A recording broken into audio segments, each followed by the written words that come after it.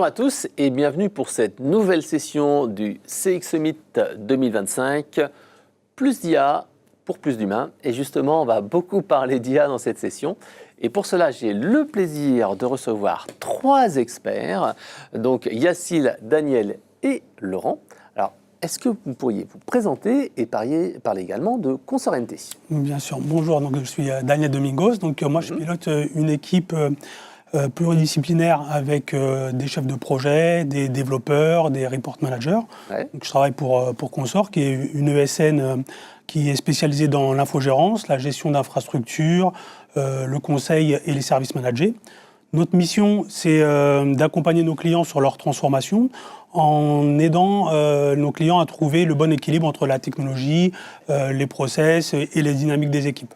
En gros, ça veut dire qu'on va les aider à réussir leur transformation digitale en améliorant leurs outils, en changeant peut-être leur process, en les fluidifiant notamment, et leur permettre éventuellement de mener des projets de plus grande envergure au niveau de la transformation. On intervient sur toute la chaîne du support, que ce soit les centres de contact, la relation client, le data engineering, avec une approche toujours pragmatique, toujours centrée sur l'usage et la valeur client. Ouais, et vous êtes en France? On est en France, effectivement. Alors, moi, je travaille pour Consort France, mais c'est Consort Group. On a des entités un peu partout en Europe. On a des centres de services, notamment en nearshore au Portugal et en offshore au Maroc. Et donc, vous n'êtes pas très loin d'ici, parce qu'en fait, là, on est fait. à côté de l'Arc de Triomphe et vous êtes venu. On est juste en bas à Port-Maillot. Et vous êtes client éloquent depuis plusieurs années déjà sur la partie centre de contact. Et là, on va faire un focus, en fait, sur les bots. Alors, Yacile, est-ce que tu peux te présenter, toi? Oui, donc Yacile Benhamer, chez Consort également. Je travaille dans les équipes de Daniel. Mon rôle spécifiquement, c'est chef de projet. Je m'occupe des intégrations des activités pour nos clients en mode centre de service infogéré. Ouais.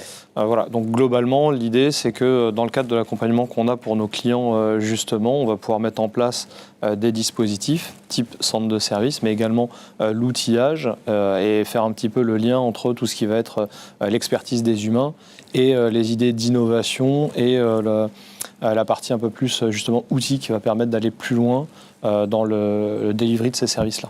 Ouais, c'est vrai qu'un des points forts qu'il y a chez Consorente, c'est cette partie expertise métier, en particulier dans l'informatique, où vous travaillez avec de grandes banques, des assureurs, etc., parce que vous, vraiment, c'est cette expertise métier-là qui est très donc, technique, mais on verra que le bot et l'IA viennent en fait compléter cela, et c'est pas incompatible de dire ouais, on a des techniciens qui sont super précis, qui savent vraiment répondre aux demandes, mais aussi pour certaines demandes on va pouvoir faire du RPA, on va faire de l'automatisation, mais ça on le verra juste après. Alors donc Laurent, toi, est-ce que tu peux te présenter? Nous on se connaît bien, mais peut-être que nos auditeurs te connaissent pas. Eh ben, ça va être l'occasion. Donc, Laurent Rubin, moi, je suis responsable de l'équipe avant-vente chez Eloquent. Donc, je suis chez Eloquent depuis à peu près 7 ans et plus d'une vingtaine d'années dans la relation client globale.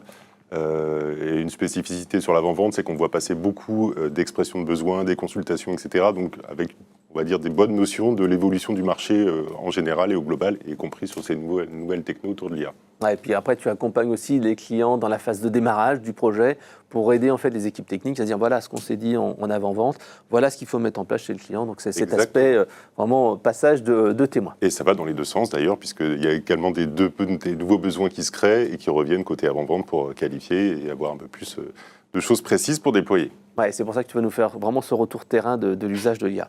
Alors si justement on revient sur l'IA, l'IA, ça veut dire beaucoup de choses. Comment on peut faire le bon choix entre les différents outils? Parce qu'on va parler d'IA, on va parler en tant que bot, on va parler d'IA avec de l'agent assist, on va parler d'IA avec de l'analyse. Comment on fait les bons choix? Tout à fait. Alors en fait, c'est une bonne question parce que le point de départ, c'est de savoir ce qu'on veut améliorer. Il n'y a pas de solution magique. On pourrait effectivement se dire on va mettre de l'IA partout parce que c'est le sujet du moment. Mais il faut d'abord s'asseoir, cadrer les choses, regarder avec nos clients en fait quels sont les points de friction, qu'est-ce qu'on veut améliorer, quelles sont les tâches répétitives éventuellement, est-ce qu'on a des pertes de temps ou comment améliorer les choses en fait. Donc on se demande si l'IA est le bon levier et à partir de là, on va regarder quelle solution on peut proposer. Il y a des exemples en fait qui peuvent être que je peux vous donner, qui sont simples à mettre en place et qui ne relèvent pas de l'IA. Chez Consort, on va mettre en place des casiers connectés pour faire de la dotation ou de la restitution de matériel, connectés avec un ITSM. C'est une solution qui convient parfaitement pour ce type de solution, de problématique, sans mettre de l'IA. Ouais. Bah oui, parce que s'il n'y a pas un service informatique qui est là, si on distribue du PC, du matériel, des caméras ou d'autres instruments, c'est vrai que c'est beaucoup plus simple d'avoir un casier, le technicien, il arrive, il prend le matériel, il le remet, un petit peu comme les pick-up services qu'on retrouve sur Tout à Amazon. fait. Et les gens sont habitués maintenant à cet usage-là, puisqu'ils le font quotidiennement pour eux, et donc ça fonctionne bien et ça porte ses fruits. Et toi, Yacine, quelle est ta philosophie là-dessus ? Alors déjà, moi, je suis en phase avec ce que dit Daniel. L'idée, c'est surtout pas d'être dans une démarche où on va déployer à tout va de l'IA parce que c'est de l'IA. Aujourd'hui, on a déjà un certain nombre de canaux d'interaction avec les utilisateurs dans nos centres de services. Donc on a le téléphone, bien entendu, on va avoir du chatbot, on va avoir du self-care, on va avoir de la base de connaissances, du portail autodéclaratif. L'idée, c'est vraiment de pouvoir se poser la question de qu'est-ce qui va améliorer, qu'est-ce qu'on va améliorer, comment on va l'améliorer pour pouvoir intégrer la bonne solution. Et parfois, effectivement, c'est une solution à base d'IA. Vraiment, c'est de... on est toujours quelque part, comme tu le disais, on est dans des sujets d'expertise métier, c'est du support technique qu'on fait, donc il y a des choses assez spécifiques. Et au final, une part de notre métier, c'est de mettre en relation l'utilisateur avec la connaissance qu'on a. Soit au travers d'un technicien au téléphone dans un centre de service, soit au travers de la mise à disposition de cette connaissance dans du self-care, soit par le biais justement d'une IA qui va interagir avec lui et lui donner la bonne information. Donc voilà, c'est vraiment une question de gradation, selon le canal de communication et le besoin de l'utilisateur, lui apporter la bonne réponse, et parfois c'est assisté par l'IA. Alors justement, quand on parle de réponses, un des types de réponses qu'on entend le plus parler actuellement, en particulier dans les centres de services et centres de contact, c'est la partie callbot.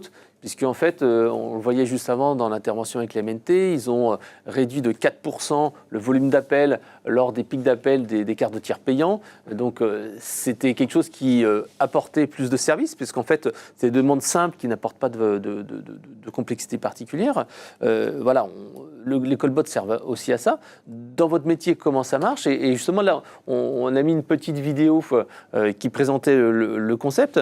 On parle beaucoup de callbots. Comment ça marche vraiment, en fait, les callbots, et quelles sont les différences avec les callbots d'avant, etc. Alors, Yacine, je te laisse nous en dire un peu plus. Ouais, alors justement, c'est intéressant. Aujourd'hui, il y a vraiment une évolution technique. Chez Consor, maintenant, on utilise des callbots à base d'IA. Ouais.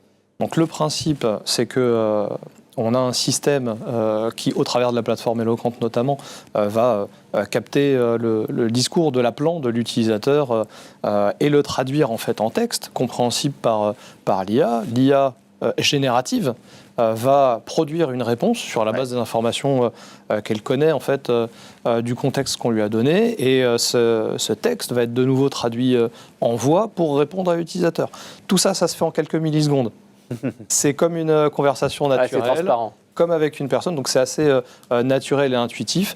C'est beaucoup plus qualitatif que ce qu'on faisait avant avec les callbots classiques, où en fait c'est un SVI vocal, tout simplement, qui peut être un petit peu rigide. Là, on est vraiment dans une interaction qui est plus fluide, plus naturelle, et qui va réintroduire cette notion un petit peu de relation avec l'utilisateur. Pour autant, les IA ne savent pas tout faire, donc elles vont être parfaitement adaptées pour répondre à un certain nombre de sujets simples, de demandes d'informations et de typologies de sollicitations sur lesquelles on a pu lui mettre à disposition de la connaissance pour dépanner un utilisateur.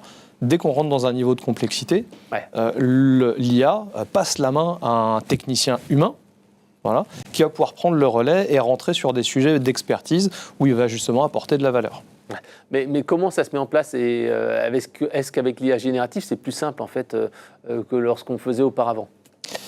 Bien entendu, dans la mesure où on est sur une IA générative, on lui met à disposition un patrimoine de connaissances, et il est capable de lui-même de répondre avec le bon discours, de mieux comprendre le contexte de l'utilisateur pour apporter une réponse adaptée dans le discours. Et puis, tu m'as dit en préparation, ce qui change vraiment la donne, c'est la connexion au système d'information. C'est-à-dire que ce n'est pas juste répondre en mode FAQ, mais c'est vraiment passer à l'action, quoi. Exactement. Alors, j'apporterai un complément d'information. En fait, effectivement, ce qui a évolué, ça va être la partie base de connaissances. Anciennement, nous étions avec les callbots avec des versions très rigides, avec un workflow qu'on devait mettre en place. Avec toutes les intentions qu'on devait détecter, qu'on devait écrire, les arbres de décision, tout ça. Voilà, donc ces arbres étaient complexes à mettre en place pour des non-power users. Donc on avait soit un développeur qui le mettait en place, on était très rigide. Il fallait suivre toujours le même scénario, donc avec des réponses qui étaient toujours les mêmes, quoi qu'il arrive. Donc un utilisateur ressentait parler avec une machine, notamment ne serait-ce que la partie synthèse vocale a été encore robotisée. Alors qu'aujourd'hui, en fait, la plupart des utilisateurs, lorsqu'ils appellent et qu'ils tombent sur un callbot moderne, ils ne s'en rendent pas compte. Donc, ils vont vraiment discuter avec lui en disant bonjour. Et le gros avantage, c'est qu'il va comprendre les intentions d'une façon plus exhaustive. On va être en capacité de poser plusieurs questions à la fois. Ouais. Donc on est capable de poser une question relative par exemple à un problème de mot de passe et à une connexion Internet. Le callbot va comprendre, va séparer les sujets, va répondre aux deux. On a aussi la possibilité de l'interrompre, donc comme pendant une vraie conversation avec un utilisateur. Et donc on rend plus humain en fait la conversation avec moi ce que j'appellerais un humanoïde, parce qu'on n'est plus vraiment avec un robot. Et ça change tout. Ouais, et puis c'est surtout, comme tu le disais, c'est passer à l'action. C'est-à-dire créer un ticket derrière, débloquer une imprimante, lancer l'intervention d'un technicien. C'est ça qui va faire la différence. Le bot d'avant, en IA classique, le faisait, mais en IA générative, on a plus de possibilités parce qu'on peut faire plus de développement et d'intégration. Tout à fait. Et il y a des nouvelles technologies qui sont en train de se mettre en place qui nous permettent justement d'aller automatiser ce genre de choses avec non pas de l'API, mais du MCP. On est en capacité de déclencher des actions. Donc ça commence à émerger. On va le voir de plus en plus. Ce qu'on peut dire aussi, c'est que la compréhension, elle se fait au niveau du langage et plus au niveau des mots, comme on pouvait avoir avec du NLP. On appelait ça de l'IA à l'époque, mais c'était peut-être un abus de langage si on compare aujourd'hui avec ce qu'on sait faire avec de l'IA générative. Ouais, c'est la reconnaissance de mots-clés d'expression. Tout à fait. Et toi, Laurent, ton expérience chez les clients, tu disais que tu les rencontres régulièrement, tu les accompagnes dans les projets. Quels sont un petit peu ton retour d'expérience sur le sujet ? Le retour d'expérience, et notamment celui qui est marqué par les clients qui testent pour la première fois cette IA générative, c'est que l'impression elle est vraiment bluffante. On a vraiment l'impression de parler à un humain. Je pense qu'on s'est d'ailleurs tous fait avoir à titre personnel par des vendeurs de stores qui appellent et on a l'impression que c'est une personne humaine qui parle derrière. Donc l'impression elle est vraiment assez phénoménale par rapport à ça.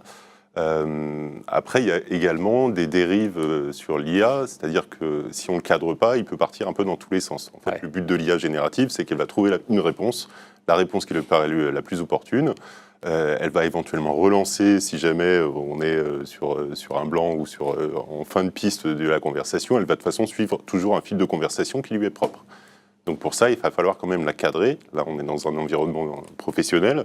On ne peut pas lui laisser la main sur tout et n'importe quoi. On a notamment fait un test une fois avec un client. On avait mis une caractéristique un peu en pâte sur le callbot et le client s'est un peu dérivé sur des histoires personnelles et ça a terminé sur voilà, je vous comprends tout à fait, appelez un psychologue, etc. Donc, là, je pense que ce qui est intéressant, c'est de pouvoir cadrer ça. Le callbot, il ne faut pas lui laisser faire tout et n'importe quoi. Et pour ça, on peut mettre à disposition ce qu'on appelle un RAG, qui est une base de connaissances, qui permet de recadrer par rapport à des thématiques ou des intentions que l'IA générative détecterait, de fournir des réponses qui sont plus professionnelles, les plus homogènes par rapport à ce que l'entreprise souhaite faire.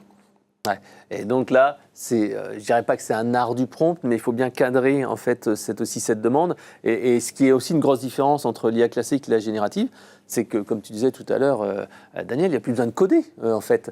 On a le prompt. Et là, tu nous as donné un petit exemple de prompt que tu utilises pour tes démos.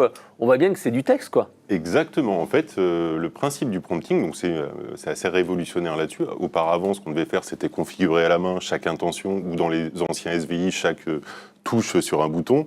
Là, en fait, on va simplement lui tenir par la main et comme on le ferait avec un agent, un nouvel arrivant, on va le coacher sur ce qu'il doit faire, sur ce qu'il ne doit jamais faire, sur la façon dont il doit répondre, sur la tonalité qu'il doit employer. Donc tout ça fait partie du prompt. Donc véritablement, on va le coacher par rapport à ce qu'on va pouvoir écrire et lui donner, par exemple, sur des thématiques particulières, le bon phrasé de retour. Ouais. Alors là, tu nous parles en fait d'un callbot qui va en fait traiter des demandes, mais il y a deux natures de callbot. Oui, il y a alors ce qu'on appelle le callbot de traitement. Donc celui-là, il va exercer plutôt en self-care, c'est-à-dire qu'il va être potentiellement connecté à un système d'information pour, on l'a vu avec la MNT, envoyer des cartes de tiers payants, envoyer des duplicata de factures ou donner des infos simples, mais actualisées par rapport à un contexte client. Donc c'est le cas particulièrement de la MNT qui fait ça au niveau des cartes de tiers payants. Et puis on a le bot de qualification qui lui va être un peu le simili de ce qu'on avait avant sur le SVI, sauf qu'il va être en langage naturel. Il va être là pour détecter les motifs de contact pour l'envoyer vers les bonnes ressources qui sont les plus aptes à pouvoir répondre à la demande. Ouais. Mais ça en fait, on va se dire, mais est-ce que parfois, c'est pas prendre un bazooka pour tuer un moustique, c'est pas forcément hyper écologique et ça coûte cher en fait par rapport à d'autres systèmes. Est-ce qu'on peut pas trouver des solutions plus simples, plus low-tech que de mettre un callbot pour certaines demandes ?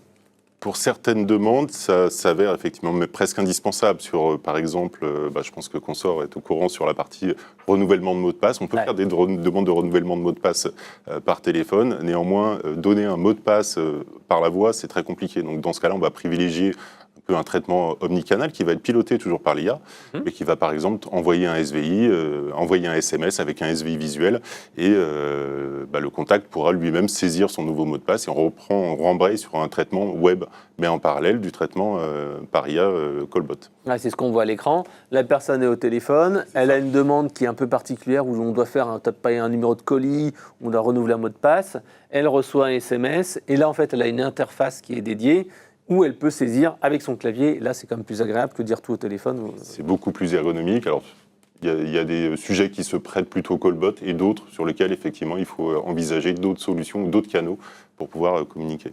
Mais alors, est-ce que le bot et ce genre de solution remplacent les agents ? Alors, ça ne remplace pas les agents. En fait, le but du bot, c'est d'aller traiter de façon simple les appels qui sont plutôt à faible valeur ajoutée, les appels répétitifs qui n'ont pas de valeur ajoutée à être traités par des agents. Ouais, c'est vrai, c'est ce que disait tout à l'heure la MNT. Il disait, voilà, on n'arrive pas à avoir une bonne qualité de service parce qu'il y a beaucoup d'appels, autant en fait que le bot en prenne une partie et les traite simplement. Le client, tout ce qu'il veut, en fait, c'est sa réponse, soit par un agent ou par un bot. Si j'ai ma réponse immédiatement tout de suite et qu'elle est correcte, je suis satisfait. Et en 24/7, puisque c'est aussi un intérêt du bot, c'est qu'il ne s'arrête jamais. Alors, si on parle de résultats, justement, Daniel, quels sont les résultats en fait, que vous voyez en fait, au niveau du terrain ? Alors, on constate un gain de temps. Nous, on va chercher surtout l'optimisation. Ouais. Comme tu le soulignais, on a des clients qui vont appeler parfois dans des périodes très chargées, et donc il y aura du temps d'attente. Et plutôt que leur passer de la musique et une belle musique de jazz, on préfère en fait les mettre en communication déjà pour préqualifier la demande ou essayer de trouver une solution à leur problématique. Donc si on ne trouve pas la solution à la problématique, on a toujours la possibilité d'envoyer l'appel vers un agent humain, avec le gros avantage, c'est qu'on aura pris le temps de capturer le besoin et on va présenter en fait à notre technicien ce pourquoi l'utilisateur appelle. Donc on va éviter à l'utilisateur de se répéter. Ça aura été formaté d'une façon claire pour le technicien. On aura un gain de temps et un gain de qualité sur la réponse qu'on va lui apporter. Donc on améliore l'expérience utilisateur. Il attend moins longtemps, ou en tout cas on optimise son temps d'attente. Il n'est plus là juste pour écouter de la musique. Et la relation démarre mieux dès qu'il commence à dialoguer avec notre technicien. Ouais. Alors je te poserai la même question qu'à Laurent. L'IA, alors ça ne remplace pas aussi le technicien, ça vient en complément. Ouais, non, on ne remplace pas le technicien avec de l'IA aujourd'hui, c'est vraiment un complément, c'est vraiment un assistant, un copilote, tu peux l'appeler un peu comme tu veux, qui va accompagner le technicien, qui va lui plus se concentrer sur les tâches de son cœur de métier, donc l'assistance technique vraiment, là où il apporte le plus de valeur, mais il va être aidé. Donc comme le disait Daniel, si on a un premier rideau avec un utilisateur qui a parlé à une IA, qui a pu qualifier, résumer le besoin, le transmettre au technicien, ça va lui faire gagner un petit peu de temps, il aura tout de suite des informations formatées et claires et il pourra tout de suite attaquer la résolution de l'incident avec l'utilisateur. Et pour aller plus loin, on parlait tout à l'heure de connecter l'IA à un ITSM ou un CRM selon les contextes, où on va pouvoir avoir ce résumé de conversation avec l'utilisateur, mais aussi avec le technicien, qu'on va pouvoir mettre directement dans le ticket, faire de la création automatique de tickets. Du coup, c'est moins de temps de saisie manuelle pour le technicien qui conseille l'utilisateur et donc qui se concentre encore une fois sur ses actions. Et l'autre gain qu'on a, c'est que l'IA va pouvoir créer des tickets d'incidents exhaustifs, complets, qui répondent à un template, une trame qu'on aura imposée. Et ça, en termes de qualité de saisie, de traçabilité, que ce soit pour faire de l'analyse vision utile de l'incidentologie ou simplement pour être conforme avec ISO sur la qualité de traçabilité, c'est un gain et de temps et de qualité. Ouais, et puis il y a certains de vos clients aussi qui disent moi je veux conserver l'humain parce que je veux de la qualité de service, j'ai des techniciens qui doivent vraiment aider les collaborateurs, mais c'est également aussi pour la protection des données ou des choses comme ça, où là le bot n'est pas forcément le plus adapté. Et exactement, là on est dans une approche, alors du coup on a la relation humaine entre le technicien et l'appelant, et là l'IA elle est dans un rôle de plus justement d'assistant, elle va aider plus le technicien que l'appelant. Et effectivement, on a besoin, surtout dans nos métiers de l'informatique, de garder cette main, de maîtriser ce qui est fait. Et c'est le technicien qui va pouvoir valider le contenu de la traçabilité et de s'assurer qu'on ne laisse pas l'IA faire tout et n'importe quoi. Il y a des vrais enjeux dans les DSI de maîtrise de l'information. On parle de sujets tels que le RGPD, mais de manière plus générale, tous les RSSI aujourd'hui sont très sensibles à ces aspects-là. Et donc, on a besoin de garder vraiment le technicien. Sur certaines typologies, il faut avoir un technicien, les mots de passe, absolument. Et tout ça, c'est pas... Alors, on a parlé de callbot là, parce que c'est vraiment le sujet dans les centres de contact, mais on parle aussi d'agent assist. Alors, Daniel, est-ce que tu peux nous dire ce que c'est l'agent assist et comment ça fonctionne ? Tout à fait. Donc, l'agent assist, c'est justement pour aider le technicien. Comme quoi, on ne le remplace pas. On veut vraiment l'aider. Il faut qu'il soit là. Donc, on va mettre une fonctionnalité en place qui va permettre d'écouter l'appel durant toute la conversation. Et à ce moment-là, on va s'appuyer sur notre base de connaissances pour lui pousser de l'information pertinente par rapport à la conversation. Donc, comme on détecte non pas des phrases, mais une intention globale, on est capable de faire évoluer ce qu'on va lui présenter si ça ne matche pas ou si la conversation dérive. Donc, on va vraiment assister nos techniciens avec cette partie outillage. Le gros avantage, c'est que ça reste dans l'interface du technicien, ça ne change rien pour lui, il a toujours ses habitudes. Par contre, on va lui apporter du support toujours pour qu'il puisse se concentrer sur la problématique, la conversation et voir comment il peut résoudre le problème de notre client. En étant peut-être plus empathique parce qu'il va avoir le temps plutôt que prendre des notes parce qu'il sait qu'il doit ensuite faire un résumé pour créer son ticket. Il est libéré de ces tâches-là. Il est assisté s'il en a besoin parce que les plus grands experts avec leurs années d'expérience vont répondre sans suivre la trame parce qu'ils la connaissent tout simplement, elle est dans leur tête. Et une fois qu'on va passer à la fin de l'appel, là on lui propose, et je dis bien propose, un résumé que le technicien peut pousser. Alors dans certains cas, nos clients préfèrent que le résumé soit poussé directement et il n'y a pas de changement possible, de validation. C'est vrai que nous, ce qu'on constate, c'est que dans 92-95% des cas, c'est bon, et qu'après, il y a certains cas où on change un peu parce que l'IA n'a pas tout à fait compris, mais c'est vrai que déjà, dans 90% des cas, si c'est bon, c'est déjà énorme. Alors là, on a parlé du téléphone. Si on parle maintenant de l'écrit, l'IA en mode agent assist, ça aide aussi. Exactement. Alors l'agent assist, on peut l'appeler également agent augmenté. Moi, j'aime bien dire que l'IA sert en tant qu'exosquelette. C'est-à-dire qu'il va augmenter les forces de l'agent. Un Iron Man. Voilà, donc ça, c'est F-Alien ou Avatar, mais c'est exactement le principe. Donc ça ne remplace pas l'agent. Faut savoir sur les flux écrits, initialement, particulièrement sur le mail, les agents utilisaient tout ce qui était des bases de réponse type. Alors pour les réponses les plus fréquentes, ils avaient même à leur disposition des codes de réponse type pour aller un peu plus vite. Les macros. Exactement. L'IA révolutionne un peu tout ça, c'est-à-dire que c'est l'IA qui peut analyser tout ce qui va venir en termes de mail, de contexte de mail, pour proposer parmi les réponses types lesquelles sont les plus adaptées. Et derrière, c'est l'agent qui va faire son marché avec les réponses qui lui sont proposées par l'IA. Donc ça, c'est un premier niveau de réponse. Et puis le deuxième niveau de réponse que l'IA peut apporter, c'est tout ce qui va être basé sur l'IA générative, justement, qui va elle-même construire la réponse. donc plus en se basant sur les réponses types, ou en tout cas en utilisant les catalogues de réponses types.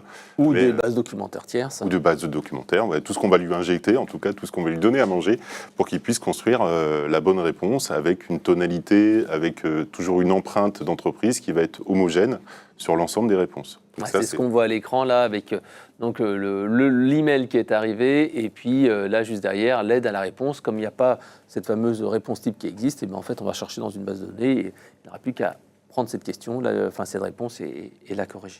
C'est ça. Et en revanche, dans la configuration qu'on imagine, parce que je parlais d'âge augmenté, ça reste à l'agent de choisir si la première ou la deuxième réponse est la plus adaptée au contexte. Ouais. Donc c'est à lui de valider en fait la réponse de l'IA. Donc ça c'est un premier élément d'aide qui peut être apporté à l'agent. Il y en a d'autres, il y a une multitude de fonctionnalités qu'on peut proposer l'IA. Ouais. Je pense notamment à tout ce qui va être traduction. Dans des contextes internationaux, donc des traductions automatiques dans la langue du client ou du contact. Et puis on va retrouver également tout ce qui va être résumé de conversation. Alors, par exemple, si on parle de la voix, on revient sur la voix.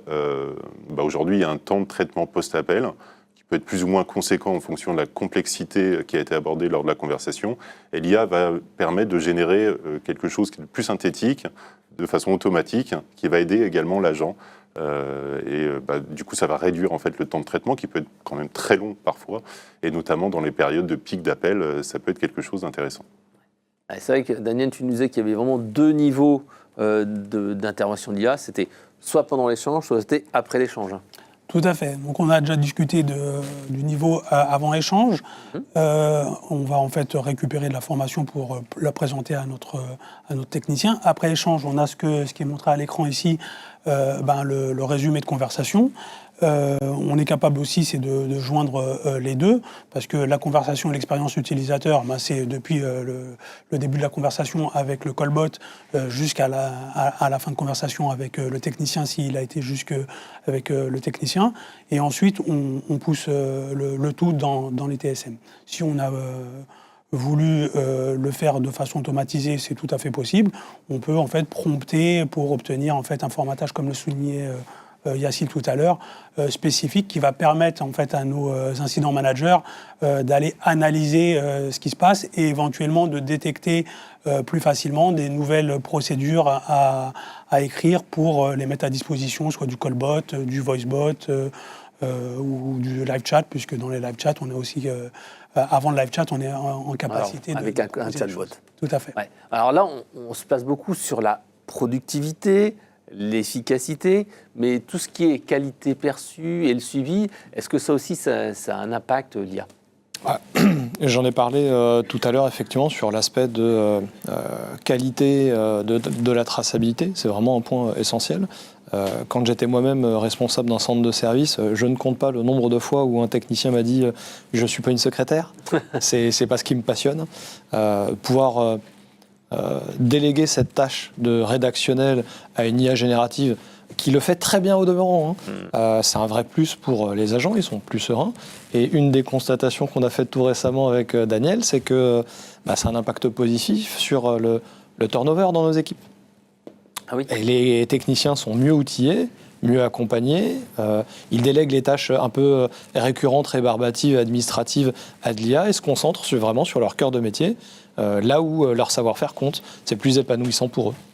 Mais vous faites aussi de l'incidentologie, ça c'est important. Absolument, et comme le disait Daniel justement, le fait d'avoir potentiellement du remplissage homogène de tickets fait par l'IA, d'avoir les bonnes thématiques et les bons mots-clés utilisés, va être un accélérateur justement pour les équipes d'incident management, pour aller identifier des typologies de sollicitations qui auparavant aurait pu être impossible à détecter parce que évoluant à bas bruit, caché, noyé dans le flot de tickets de sollicitation. Là, ça permet d'homogénéiser, de pouvoir aller plus loin dans l'analyse de ce qui se passe dans le SI. Et c'est ce qu'on verra tout à l'heure là, à 14h avec Citigo, c'est comment en fait ils analysent tout ce volume de données, appels, résumés, tickets, etc., pour aller après monétiser et donner une valeur en fait à des types d'incidents. Par exemple, si j'ai 100 appels par jour ou par semaine sur une demande, ça n'a pas le même impact financier, ça prend tant de temps, et après c'est facile de justifier, il faut faire une évaluation, il faut faire changer un process, etc. Donc cet aspect incidentologie, il est aidé avec l'IA sur cette qualification, parce que parfois c'est un petit point faible. Comment on arrive à bien qualifier quand c'est incident de mot de passe, mais incident de mot de passe avec quelle application, quel endroit, est-ce qu'on peut automatiser les choses? Donc vraiment ça, c'est vraiment quelque chose qui, je pense, apporte beaucoup de valeur à l'entreprise. Alors, toi, en fait, Laurent, tu voulais aussi parler de la partie quality monitoring. Pour toi, c'est important aussi de le valoriser. Tout à fait. Le principe, c'est de voir où on peut saupoudrer de l'IA, et je pense qu'on peut le faire un peu partout, et notamment sur le quality monitoring, qui permet de coacher en fait, par rapport à des enregistrements ou des conversations, les agents. Et là où l'IA va intervenir, et notamment sur je pense à la partie vocale, c'est que, alors si on revient un petit peu en arrière, quand on faisait un travail de quality monitoring avant, on enregistrait une partie des conversations, donc pas toutes, et puis derrière on donnait cette masse d'informations à un superviseur ou à un gestionnaire pour qu'il puisse choisir, donc ce qu'on appelle le picking, les enregistrements à écouter par rapport aux infos qu'il avait. Peut-être le motif de contact, la durée d'appel. Court, et c'est vrai que Citigo nous disait qu'ils utilisent 4%, je crois qu'ils font 4% d'écoute, 2 ou 4%. Donc ce qui veut dire qu'il y a beaucoup de pertes. C'est 96% qui passent à la trappe. Donc il y a peut-être également des messages ou des informations qui sont à retenir de ces 96% qui n'ont pas été analysés. Et là, ce qui est intéressant sur l'IA, c'est qu'elle va faire ce travail d'analyse globale. Donc là, on peut lui envoyer 100% des appels enregistrés, pour qu'elle analyse et qu'elle sorte en fait la moelle de ce qui s'est dit dans la conversation et de voir si c'est intéressant de privilégier telle ou telle écoute pour coacher, pour en faire une référence, qu'elle soit sur les bonnes pratiques ou les pratiques à éviter. Tu peux voir aussi les effets waouh.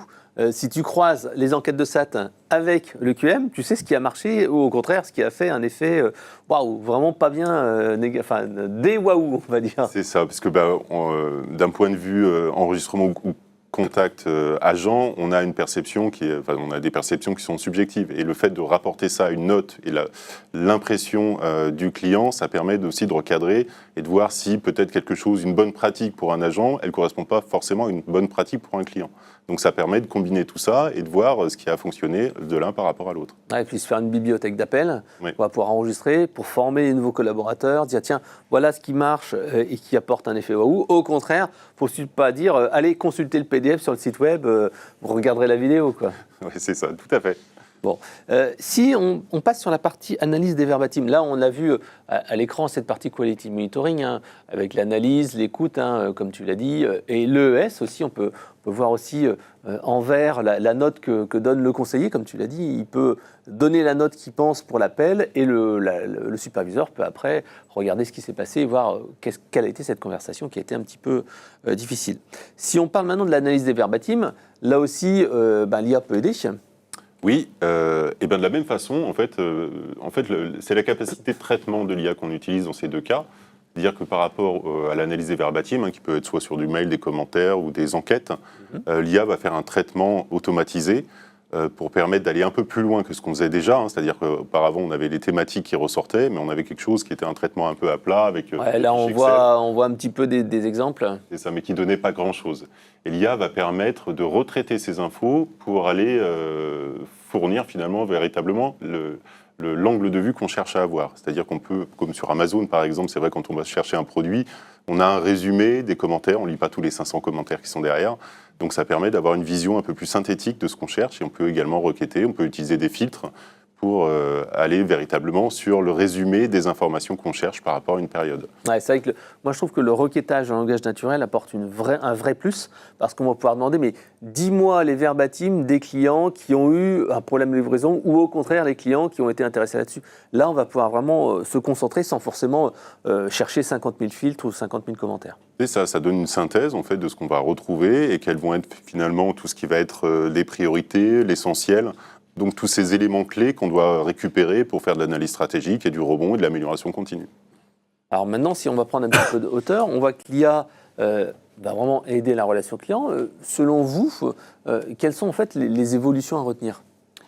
Alors moi, je crois beaucoup en la traduction multilingue. On a déjà beaucoup de callbots qui sont capables de dialoguer dans plusieurs langues, mais désormais, on est en capacité d'insérer en fait notre IA pendant la conversation entre notre utilisateur et notre technicien.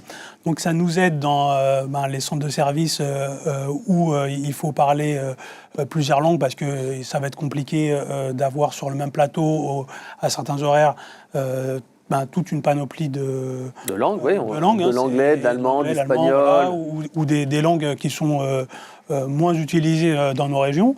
L'ukrainien, par exemple. Tout à fait. Donc ça nous permet en fait déjà de faire du support 24/7 sans équipe locale et sur chaque langue, même les langues. Prenons l'exemple d'un client qui aurait une petite équipe locale, il n'a pas forcément les moyens d'aller mettre un centre de service dédié à cette équipe-là. Et désormais, avec les outils qu'on est capable d'interconnecter, on va faire la traduction dans ces deux langues, soit en laissant la possibilité à l'utilisateur de déclencher la langue si il en a besoin, parce qu'il y a beaucoup de personnes qui parlent plusieurs langues, heureusement, soit le faire dans le sens inverse, et le technicien, si il en estime le besoin, qui va le déclencher. Ouais, et c'est vrai que ça me rappelle un de nos clients qui s'appelle Evalua, qui a fait un Follow the Sun, c'est-à-dire qu'en fait, ils ont un service client donc, en France, à La Réunion, et je crois que c'est à la Martinique, pour faire en sorte qu'il soit quasiment de 24/7. Et c'est vrai que c'est dur d'avoir les compétences de gens qui parlent différentes langues, parce que là, avec ce service de traduction en temps réel simultané, c'est pas mal. D'ailleurs, tu nous as fait une petite démonstration il n'y a pas longtemps, Laurent. Dis-nous un peu comment ça marche. Excuse-moi. Le multilingue. Le multilingue, c'est en fait, au niveau technique, on vient en coupure de l'appel entre l'appelant et l'appelé pour renvoyer le flux vers cet outil de traduction. Donc on voit en surimpression, en fait, la traduction qui est donnée à la fois au contact et à l'agent pour qu'ils puissent communiquer. Donc chacun parle dans sa langue, mais il y a en surimpression, en fait, la voix dans la langue traduite qui permet à chacun de se faire comprendre. Donc on entend en tout bas la version originale, et en tout haut, il y a l'IA qui te traduit en différentes langues. Mais c'est vrai que je trouvais que c'était assez impressionnant, et surtout c'était rapide, quoi. C'est ça, en fait, c'est ce qui compte, c'est qu'il n'y ait pas de blanc. Et là, en l'occurrence, la traduction se fait au fil de l'eau.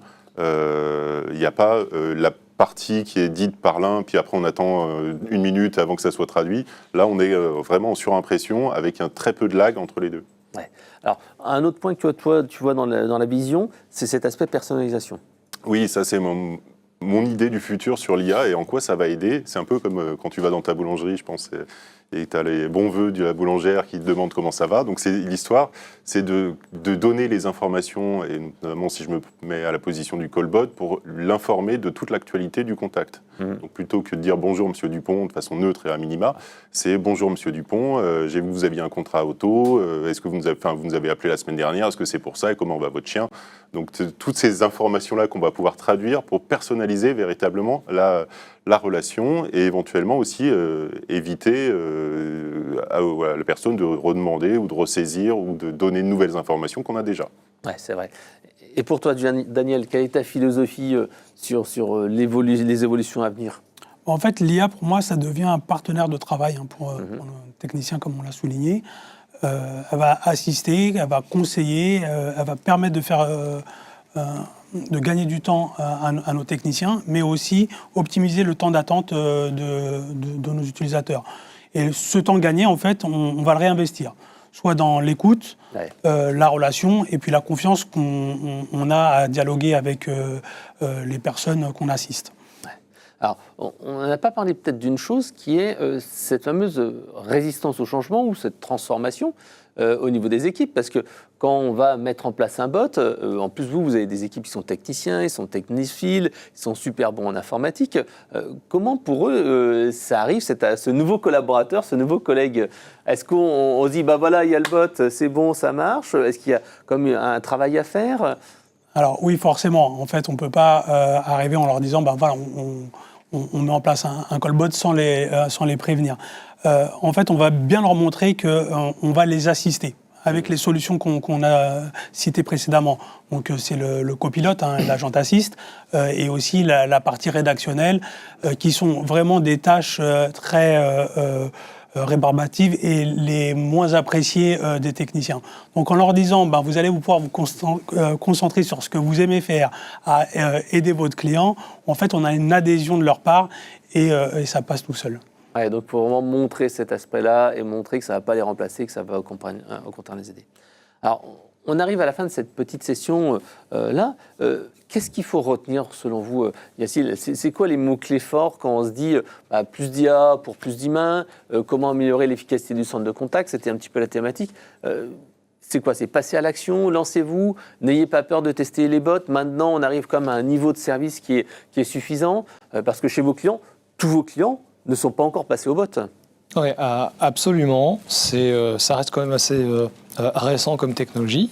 Donc, il ne faut pas avoir peur d'y aller.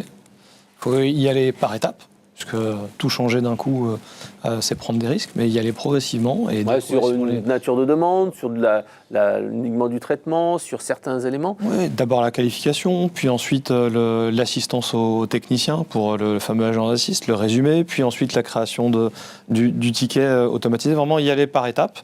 Ça, c'est vraiment le meilleur moyen de réussir. Et ensuite, ce qu'il faut bien garder en tête pour avoir l'adhésion des équipes, c'est qu'on on rentre dans l'ère de la collaboration augmentée. Voilà. Donc c'est de l'outillage pour nos équipes, pour les aider à mieux servir les utilisateurs finaux. Et pour toi, Daniel, donc, ce qu'il faut retenir, c'est la même chose, c'est y aller, se lancer, n'ayez pas peur.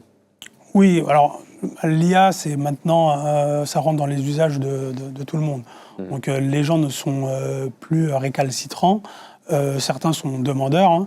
On a dans nos équipes beaucoup de génération Z. Ils utilisent au quotidien ce type de technologie.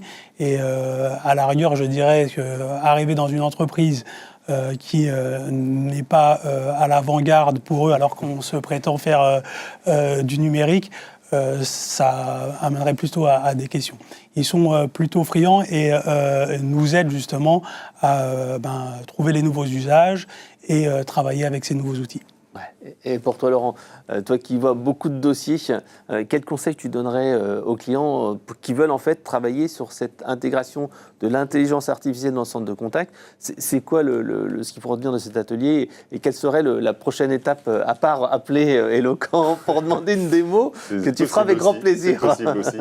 Je dirais qu'il y a une multitude de quick wins à trouver et peut-être que la façon de les détecter, c'est tout simplement de puiser dans les irritants côté alors soit client, soit agent. Puisque je pense qu'il y a beaucoup de choses qui peuvent être, pas forcément réglées, mais améliorées par de l'IA. Et on en a cité plein au cours de cette conversation. Ouais, donc il faut trouver le bon choix et le bon cas d'usage. Alors, merci pour cette session. Ce que je vous propose, c'est qu'on passe maintenant à la session de questions-réponses et qu'on fasse gagner les 2 livres. Donc Chantal, c'est quoi la petite question magique auquel il va falloir répondre? Et ensuite, commencez à préparer vos questions pour Yacine, Daniel et Laurent. Alors, la question pour cette session et pour vous faire gagner les 2 livres que vous voyez sur la table devant Frédéric, pour cette session, ça va être la fonction de traduction temps réel entre l'agent et l'appelant permet de traduire dans quelle langue? Il y a un petit piège, donc on vous laisse répondre. Alors, Laurent, Yacine et Daniel. Le lexique est assez ouvert. Pour rien vous cacher, j'ai même vu dans la liste du français canadien.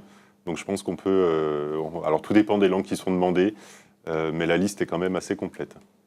Donc on arrive quasiment aux mêmes langues en fait que dans les chatbots, en fait, et c'est-à-dire quasiment toutes les langues universelles les plus parlées dans le monde, quoi. Oui, après alors, le modulo... L'accent. L'accent, effectivement, en fait, il faut qu'il y ait une synthèse vocale derrière, donc il faut qu'elle existe dans la langue en question, puisqu'il y a des intonations qui appartiennent à chaque langue. Ouais. Ok. Alors Chantal, une autre question de la part de nos auditeurs. Quelques questions. Donc, on me demande, il faut combien de temps pour mettre en place un callbot? Alors un callbot, alors tout dépend du callbot. Il peut y avoir il y a des questions d'intégration, et notamment c'est vrai qu'on n'a pas évoqué un point qui est important, c'est l'intégration du callbot avec le centre de contact. Puisque ça aussi, ça a de la valeur, plutôt que le callbot fasse son travail dans son coin et passe l'appel à un agent, et puis l'agent décroche et dit est-ce que vous pouvez répéter tout ce que vous avez dit au callbot? L'intérêt, c'est de pouvoir donner les informations au centre de contact et à l'agent pour qu'il puisse reprendre. Donc le callbot, je dirais que c'est davantage un travail d'intégration. Toute la partie prompting, toute la partie synthèse vocale, avec tout ce qu'on a vu, c'est des choses qui sont assez simples à mettre en œuvre. Du moment qu'on sache ce qu'on veut faire, la mise en œuvre n'est pas très chronophage. On n'est plus sur des périodes de 2-3 mois, on Non. est plus sur des périodes où on va d'abord faire le prompt, on va écrire et on va tester en fait le bot, ce qui est beaucoup moins chronophage que lorsqu'on devait récupérer toutes les intentions, récupérer tous ces mots-clés, les différentes manières de dire les choses, où là c'était plus long. On est plutôt sur, on met en place l'IA générative avec le socle, on le teste et on vérifie que ça marche, tandis qu'avant c'était, on met la base avec l'IA classique, et ensuite, on met en place. La partie apprentissage est beaucoup Mais moins le gain de temps, importante. il est là. Après, ça restera potentiellement un sujet d'intégration avec un système d'information qu'il faudra traiter comme on le faisait avant. Ouais. Et c'est vrai que quand on a un callbot intégré avec Eloquence, c'est quand même plus intéressant parce qu'il n'y a pas cet aspect double consommation, cet aspect tromboning, etc. qu'on a. C'est ça, c'est que le callbot est derrière le centre de contact. En tout cas, en amont, il est présenté en amont, mais il est géré par le centre de contact, ce qui permet de jouer avec le bot, que ce soit pour l'arrivée des appels, mais ça peut être également, dans des cas, ça peut se prêter, que l'agent renvoie vers le callbot pour donner des informations particulières. Pourquoi pas? Donc ça peut aller dans les deux sens et c'est autant d'économies sur les flux. Alors, je crois que pour la question pour le livre, on n'aurait pas donné la réponse, Chantal. On n'aurait pas dit. Bravo. La question, c'était quoi pour gagner le livre? C'était en combien de langues, dans quelle langue? Ouais, mais je crois que. Il y a des réponses, hein, de toute façon. Ouais, je crois Il y a qu'on des on dit, réponses, en fait, il y a des on a réponses, répondu, donc c'était toutes les langues. Alors, est-ce qu'il y a une autre question que... Oui, on en a plusieurs. Il y a Morgane qui demande: pouvez-vous confirmer que vos callbots auraient la capacité, via des API on-premise du client, d'interagir dans le SI du client? Merci par avance. Alors, même réponse que tout à l'heure. Alors, bien sûr, là, on parle de sujets de systèmes d'information qui sont ouverts. Du moment que le système d'information est ouvert et qu'on sache à quel moment il faut que le callbot interroge ou dépose des informations, en fait, c'est de l'entrant et du sortant hein, sur la partie dépôt. Donc, le callbot peut aussi bien aller chercher l'information sur un système d'information ou en déposer. Ok. Je continue. J'ai Karimou qui demande: comment résoudre une IA standard qui ne comprend pas votre réel besoin et aucun moyen de passer à un agent humain? Pensez-vous que c'est une excellente idée? Alors peut-être pour Daniel et puis Yacine, si j'ai bien compris la question, c'est comment on fait quand le callbot il comprend pas? Est-ce que parce que là ça semble être le problème, et comment qu'il comprend pas et qu'on peut pas passer un agent? Comment ça se passe et comment on peut résoudre Alors, ce souci? aujourd'hui, avec de l'IA générative, déjà, ça se passe vraiment dans le prompting, où on va lui indiquer, généralement, tu dois répondre entre 3 ou 4, 5 questions, et quoi qu'il arrive, tu passes un être humain. Donc, le callbot, il est déjà mis en place pour, in fine, passer l'appel à un être humain, sauf s'il a résolu le problème. Donc, ce qu'on fait, c'est on s'assure qu'une fois qu'il ait répondu, il pose la question à l'utilisateur, est-ce qu'on a bien répondu à sa problématique, et sinon il passe la main. Mais c'est vraiment le but en fait. Donc si on a mis en place un callbot qui n'arrive pas à passer un être humain, on est peut-être sur une autre technologie, mais c'est pas ce que nous on préconise. Hein. Ouais. On met toujours au bout l'humain qui doit répondre. Alors peut-être aussi qu'une question, c'est quand il n'y a pas d'humains derrière, qui sont par exemple en 24/7, il n'y a pas de 24/7 justement, qu'est-ce qu'on peut faire? Par exemple, on peut peut-être enregistrer l'appel ou des choses comme ça. On pourrait effectivement, en fait, à partir de la fonction résumé, créer un email, un ticket, et là on aurait d'autres équipes qui viendraient se baser sur cette information pour répondre plus tard. Ouais. Mais à un moment donné, il faudra voir c'est sur quel canal les équipes peuvent répondre et leur transférer. Donc on pourrait effectivement, si on est sur du HO, imaginez que notre callbot en HNO prenne l'information, comme il n'y a personne de disponible, fasse un résumé, informe l'utilisateur qu'il crée un ticket pour lui et qui sera traité dès le lendemain matin par quelqu'un. Ouais, voilà, le classique. Retrouver en fait le mode asynchrone quand les gens ne sont pas disponibles. Avec c'est de la richesse d'avoir l'enregistrement de l'appel, le résumé et toutes les informations. Et le ticket est déjà créé. Alors Chantal, une autre question. J'ai plusieurs questions. Toujours Morgane qui demandait: vos solutions d'IA auront-elles la capacité de parler avec des LLM clients on-premise? C'est technique, c'est-à-dire le callbot peut-il être connecté à un LLM métier? Oui. Pas métier ou spécifique. Après, c'est des technos qui sont, alors entre le STT, TTS, LLM, il y a de toute façon une symphonie qui doit s'exercer. C'est pas des objets qui sont véritablement fusionnels les uns par rapport aux autres. Donc on peut imaginer tout type d'architecture. Le seul prérequis, c'est qu'il faut que tous ces systèmes soient ouverts. Il y a des API qui permettent d'aller interroger le LLM on-premise et qui est les droits d'ouverture, ce qui est parfois compliqué dans le domaine bancaire ou dans le domaine assurantiel, voilà, où il y a vraiment de la sécurité, où il faut faire du VPN et des choses comme ça. Okay. J'ai une question de Jules. Comment être sûr de la qualité de l'IA par écrit? Voilà maintenant presque 2 mois qu'on peaufine nos prompts afin de mettre l'IA en place. Bonne question. Ouais, il y a un sujet.